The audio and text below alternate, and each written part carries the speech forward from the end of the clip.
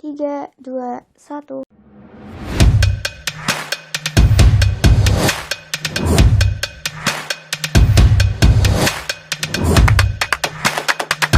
Assalamualaikum, halo sahabat ngopi, dimanapun sahabat ngopi berada, semoga selalu bahagia dan sehat. Baik sehat raga, jiwa, pikiran, dan juga hati. Sebelum menyimak podcast kami, jangan lupa ya untuk like, komen, dan klik tombol subscribe di bawah ini. Alright, selamat menyaksikan. Eits, jangan lupa ya untuk menyalakan loncengnya agar tidak ketinggalan video-video selanjutnya dari channel kami. Selamat menyaksikan. Assalamualaikum warahmatullahi wabarakatuh. Selamat datang kembali di podcast Suara Kader bersama saya Nurul Atifah, dan kali ini kita ada dua narasumber yang luar biasa dari bidang Imawati. Pas banget nih sama tema kita kali ini, wanita itu berperan atau baperan. Kita akan bincang-bincang dengan dua wanita hebat yang insya Allah adalah wanita yang banyak berperan, bukan baperan. Ada Mbak Lailatul Fitriah atau biasa disapa Mbak Laiti, dan juga ada Mbak Adila Akmalia Ramadhani atau biasa disapa Mbak Ade. Assalamualaikum Mbak Ade dan juga Mbak Laiti. Waalaikumsalam. Gimana nih kabarnya Mbak Laiti dan juga Mbak Ade? Kalau saya sih alhamdulillah. Alhamdulillah baik-baik saja. Saya juga Mbak Adila gimana nih Mbak? Alhamdulillah baik. Alhamdulillah. Mungkin teman-teman yang nonton nih pada mau tahu Mbak Laiti dan juga Mbak Ade ini dari prodi apa sih?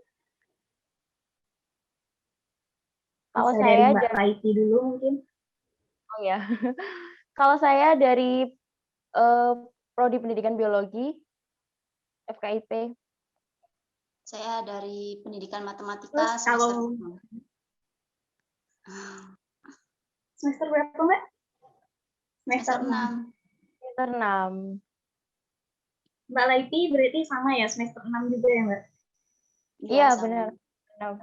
Kita sama-sama semester 6. Mbak Ade. Berarti Mbak Ade dan juga Mbak Laiti ini adalah mahasiswa semester akhir yang pastinya super sibuk. Ngomongin kesibukan nih, apa sih kesibukan yang lagi dilakuin saat ini sama Mbak Laiti dan juga Mbak Ade? Mungkin dari Mbak Laiti dulu. Kalau saya kesibukannya sekarang itu, saya kan masih kampus pengajar, sekarang penutupan juga. Itu juga banyak menguras gitu kalau kampus pengajar itu. Terus selain itu juga sekarang kan mahasiswa semester akhir, jadi mau skripsian juga. Semangat ya Mbak. Iya. Terus kalau Mbak Ade nih, apa kesibukannya saat ini? Kesibukan saat ini tugas ya, banyak tugas. Terus persiapan juga buat KKN, mulai daftar KKN, terus PPL juga buat simulasi itu. Udah itu aja. Oke Mbak, baik. Nah, sekarang kita lanjut lagi ke tema kita nih. Wanita itu berperan atau baperan. Jadi menurut Mbak Laiti dan juga Mbak Ade, gimana nih sekilas terkait wanita itu berperan atau baperan, biar teman-teman yang nonton nih makin penasaran sama perbincangan kita selanjutnya. Dari Mbak Adila dulu mungkin, atau dari Mbak Laiti, silahkan. Dari saya. Iya, dari saya dulu ya. Kalau dari saya, arti wanita itu berperan atau baperan. Arti peran, arti baper itu kan bawa perasaan ya. Jadi kalau menurut saya itu wanita itu sifatnya itu lembut. Jadi kalau mereka terbawa perasaan atau apa, itu wajar saja. Itu karena kodratnya wanita itu perasaannya itu lembut. Jadi gitu. Tapi kalau bawa perasaannya itu berlebihan itu yang menjadi masalah. Iya, Gitu benar. kalau menurut saya. Terus kalau kita berperan, peran itu kan beda-beda. Ada yang berperan yang lebih tinggi berperannya, ada yang berperan yang biasa-biasa aja. Gitu menurut saya, kita berperan itu tidak harus yang tinggi-tinggi. Jadi berperan yang biasa-biasa aja itu, yang penting kita sudah berperan. Seperti kita berbuat baik kepada orang, seperti kita saling membantu, gitu, membantu demi terwujudnya apa, itu kan sama aja kita berperan di situ. Benar banget, Mbak. Terus kalau menurut Mbak Ade gimana, Mbak? Kalau menurut saya berperan itu ya sama seperti Mbak Levi tadi, itu enggak, kita berperan itu, peran itu bukan berarti harus ke masyarakat ya, kita harus berbuat ini ke masyarakat luas, atau intinya berperan dalam hal yang tinggi-tinggi, itulah seperti kata Mbak Levi tadi. Tapi berperan untuk diri sendiri, berperan untuk orang terdekat,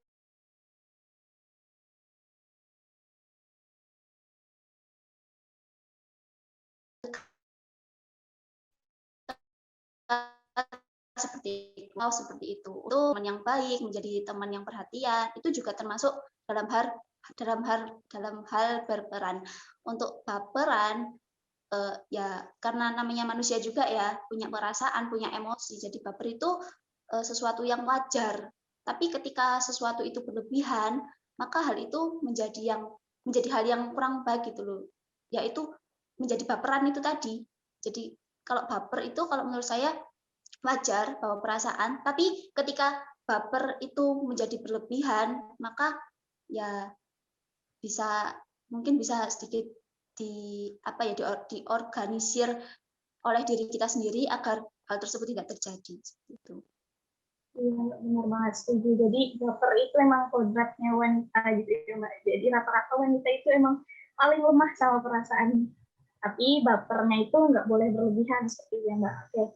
Nah, sekarang nih, Mbak-mbak pribadi nih sebagai wanita dan juga mahasiswa, mungkin sudah berperan dalam hal apa saja, baik di lingkungan kampus ataupun di lingkungan luar kampus. Saya dari Mbak Ade dulu.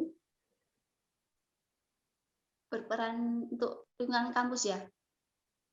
Ya karena saya saya mahasiswa biasa, mungkin peran saya dalam kampus itu karena saya ikut silat ya, jadi saya ikut kejuaraan, saya mencoba yang terbaik untuk menjadi juara, dan itu mungkin salah satu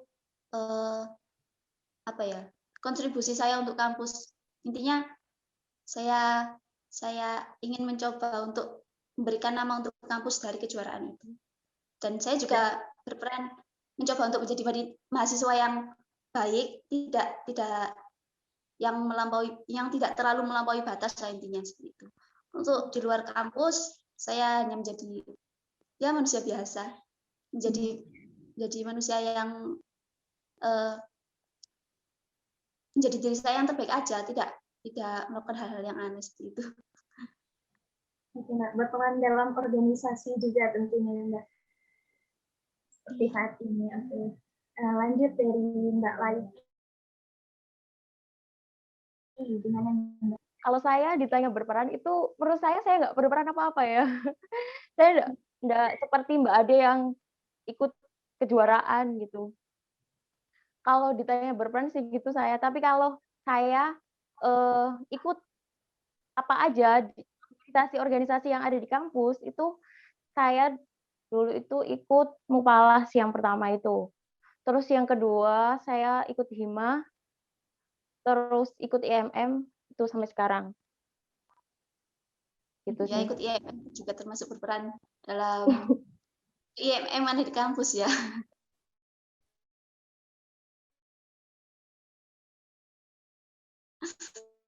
Ya. Dari Mbak Lai dan Mbak Ade. Ini sebenarnya peran-peran juga yang sangat-sangat penting juga. Salah satunya tadi di organisasi. Nah, saya ke Mbak Laiti dulu. Jadi kan Mbak Laiti tentunya sudah berpengalaman juga di dalam organisasi, dan sekarang jabatannya apa Mbak di bidang Himawati? Jadi ketua bidang. Jadi ketua bidang ini juga peran yang luar biasa ya Mbak. Jadi kan sudah berpengalaman nih memimpin suatu bidang dalam organisasi. Kadang pasti ada hal-hal yang nggak sesuai sama keinginan Mbak gitu. Kadang ada anggota yang bisa ikut maunya Mbak atau juga nggak mau ngikutin. Dan pasti banyak pendapat yang berbeda-beda dalam suatu organisasi tersebut. Nah, gimana nih Mbak Laiki mengatasinya? Apakah malah jadi bawa perasaan atau gimana nih Mbak? Ya, kalau di organisasi itu kita tidak menutup kemungkinan kalau banyak yang nggak sesuai dengan hati kita, itu kita nggak terbawa itu apa ya, kayak mesti terbawa perasaan itu mesti. Kita mesti ada rasa rasa gimana ya, nggak enak atau rasa kok gini sih gitu mesti ada. Kalau perempuan itu mesti ada. Tapi beda lagi. Jangan dibawa sampai ke dalam hati. Maksudnya jangan dibawa sampai ke puncak-puncaknya gitu. Kita dibawa enjoy aja, terus kita dibawa apa? Nggak usah difikirkan. Terus ini kan organisasi. Berarti kan ini milik bersama-sama, bukan milik saya. Kalau ini milik saya, berarti semua kehendak ada di saya. Tapi kalau ini organisasi, berarti semua yang saya lakukan itu untuk organisasi. Ini organisasi bersama-sama dan yang menentukan juga bersama-sama gitu, kalau pikiran saya. Benar, setuju banget. Terus kalau menurut Mbak Ade gimana? Menurut apa nih tadi? Maaf. Bisa nggak kita itu bawa-bawa perasaan gitu dalam kita berperan gitu dalam organisasi, gimana nih kita mengatasinya supaya kita berperan itu tanpa membawa perasaan gitu.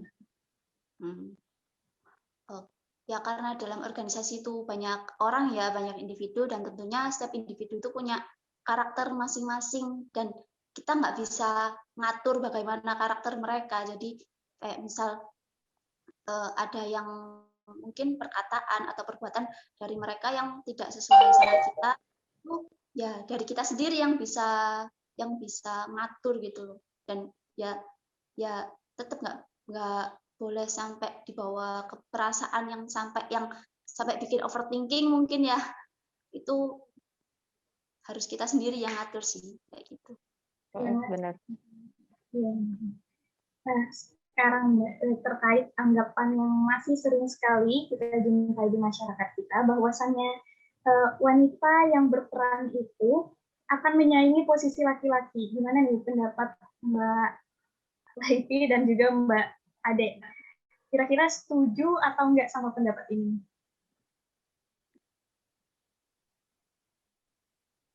Bisa dari Mbak Laiti dulu. Boleh dari Mbak Laiti dulu.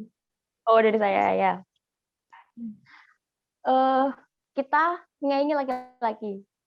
Menurut saya itu enggak sih. Kita enggak menyaingi laki-laki. Kita harus meluruskan ini semua ya.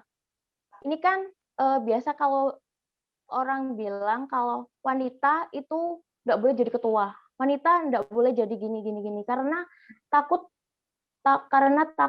gimana efeknya bagi masyarakat gitu. Tapi kalau menurut saya di Islam itu kan sudah dijelaskan dalam surat At-Taubah ayat 71 kan, itu bahwa Allah itu sudah menggariskan perempuan memiliki kewajiban yang sama dengan laki-laki dalam melakukan amar ma'ruf nahi mungkar. Jadi kalau kita baik, kalau kita niatnya itu untuk kebaikan, itu menurut saya sah-sah aja kalau kita ada di atasnya laki-laki atau berperan sama dengan laki-laki. Karena menurut saya itu kita diciptakan dengan keistimewaan kita masing-masing. Jadi kita laki-laki dan perempuan itu bisa saling melengkapi gitu dengan kekurangannya masing-masing. Maksud saya gitu. Jadi nggak setuju ya Mbak ya? Nggak setuju banget sama pendapat ini. Iya, nggak setuju banget. Baik, selanjutnya dari Mbak Ade nih, gimana tanggapannya terkait pendapat ini? Sama seperti Mbak Laifi, saya juga kurang setuju dengan pernyataan tersebut ya. Karena kita itu bukan saing-saingan ya, tapi laki-laki dan perempuan ini harus saling membersamai. Intinya saling melengkapi lah. Ketika ada yang kurang, maka wanita yang melengkapi ketika ada laki-laki yang ada perempuan yang mungkin salah, itu laki-laki yang membenarkan. Dan setiap individu itu juga punya kelebihan dan kekurangan masing-masing ketika mungkin suatu peran, dan yang mana hal tersebut mungkin bisa dilakukan oleh laki-laki, tetapi ketika ada perempuan yang lebih kompeten, kenapa enggak gitu loh. Ya, Iya, benar. ya mungkin Iya. kita itu di peran tersebut. Iya. Gitu. Kayak seperti gini ya, seumpama kita kan sebagai perempuan, kita mau ada acara besar gitu, terus ada galon yang harus diangkat, kan wanita itu kan tidak bisa mengangkat yang berat-berat. Jadi kita membutuhkan kekuatan laki-laki untuk mengangkat yang berat. Itu kan kita saling melengkapi. Gitu. Menurut saya juga gitu, Mbak. Jadi saya juga setuju banget sama pendapat ini, karena nggak ada istilah perempuan itu menyaingi laki-laki. Iya. Maksudnya, ya Mbak, silakan Mbak. Iya, tapi jangan difikirkan atau dikira bahwa perempuan kalau menyaingi laki-laki itu, bahwa laki-laki itu juga kita punya porsinya masing-masing. Kalau kita sebagai wanita berumah tangga, itu beda lagi. Kita harus menghormati suaminya gitu. Jadi bukan mungkin kita membantah terus apa perkataan laki-laki, bukan, kita itu punya porsinya masing-masing gitu. Oh iya, sama ini. Ya Mbak. Sama ini kan kemarin kan akhir-akhir ini kan lagi booming masalah bukan masalah ya, lagi booming berita mau di Ayunda sampai pendidikan tinggi, dan mungkin beberapa masyarakat mempunyai stigma bahwa kenapa sih wanita kok sekolah sampai tinggi-tinggi, toh nantinya juga jadi rumah tangga seperti itu kan. Dan hal tersebut sebaiknya dihapus ya dari dari pemikiran masyarakat, karena ya baik itu perempuan atau laki-laki, itu keduanya memiliki hak untuk berpendidikan seperti itu. Benar banget, Mak. Dan wanita itu meraih pendidikan setinggi-tingginya itu juga nantinya untuk dirinya sendiri dan keluarganya. Apalagi untuk kalau dia sudah berkeluarga dan mempunyai anak, karena kan guru dia di rumah itu adalah ibunya yang paling pertama. Jadi pendidikan itu juga sangat penting.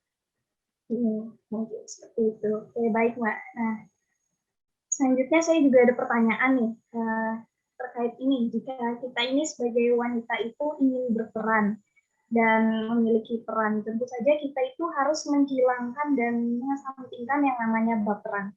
Karena nggak bisa dipungkiri seperti kata Mbak tadi, bahwasanya wanita itu memang sangat lemah dan sangat sensitif terhadap perasaan. Nah, ada cara atau strategi nggak dari Mbak Laiti dan juga Mbak Ade untuk mengatasinya? Mungkin bisa dari Mbak Ade dulu, gimana nih?